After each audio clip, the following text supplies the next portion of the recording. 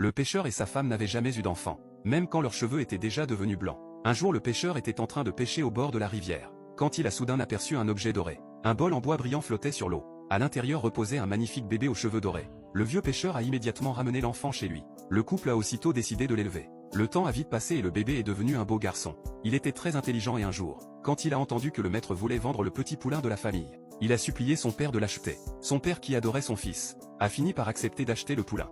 Depuis ce jour, le garçon emmenait le poulain paître près de la forêt tous les jours. Quelques jours plus tard, le poulain s'est soudain mis à parler. Il a dit au garçon d'aller dans une maison à l'entrée du village et de demander au propriétaire une vieille selle et un porte-selle. Le garçon a obéi et le propriétaire lui a donné les objets sans hésiter. Ensuite, le garçon a suivi les instructions du poulain et s'est rendu chez l'officier à l'est du village pour demander une vieille épée rouillée. L'officier croyait que le garçon voulait rejoindre l'armée, alors il l'a encouragé. La dernière mission du garçon était de demander de nouveaux vêtements à son père. Là encore, c'était l'idée du poulain. Même si son père n'avait presque pas d'argent, il n'a pas pu résister aux supplications de son fils et lui a acheté les vêtements. Une fois tout prêt, le garçon a soigneusement nettoyé et rangé les objets. Ce n'est qu'à ce moment que le poulain a révélé la vérité. En réalité, le garçon avait une petite sœur. Elle était enfermée dans une grotte à l'autre bout du royaume, gardée par une sorcière maléfique. Le poulain a porté le garçon et a traversé le pays à toute vitesse, jusqu'à trouver enfin la petite maison où la fille était enfermée. Le garçon a frappé la porte 3 fois avec son pied, puis il l'a frappée 3 fois avec l'épée.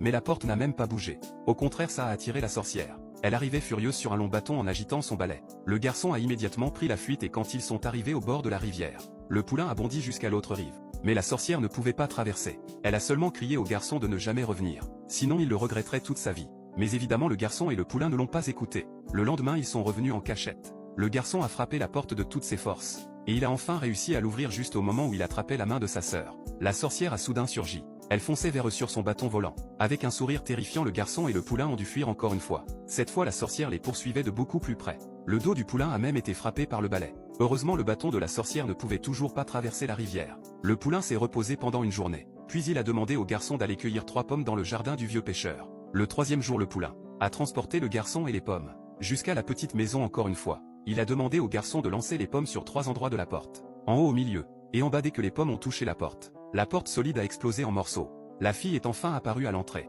Le garçon a attrapé sa sœur et l'a tirée rapidement sur le dos du poulain. Mais au moment où il s'est retourné, la sorcière revenait encore vers eux. Son balai était déjà en flammes et ils se sont immédiatement enfuis. La sorcière était folle de rage et les poursuivait sans relâche, en criant des malédictions. Cette fois, elle volait encore plus vite et les jambes du poulain étaient presque brisées. Son dos avait aussi été brûlé par le balai en feu de la sorcière. Finalement, quand ils sont arrivés au bord de la rivière, le poulain a sauté avec les 2 enfants jusqu'à l'autre rive. La sorcière furieuse les a suivis sans hésiter. Mais elle était mauvaise en vol, et elle est tombée dans la rivière au milieu du trajet. C'est ainsi que le garçon, sa sœur, et le poulain sont finalement rentrés à la maison. Le vieux pêcheur et sa femme ont vécu heureux pour toujours, avec leurs 2 enfants.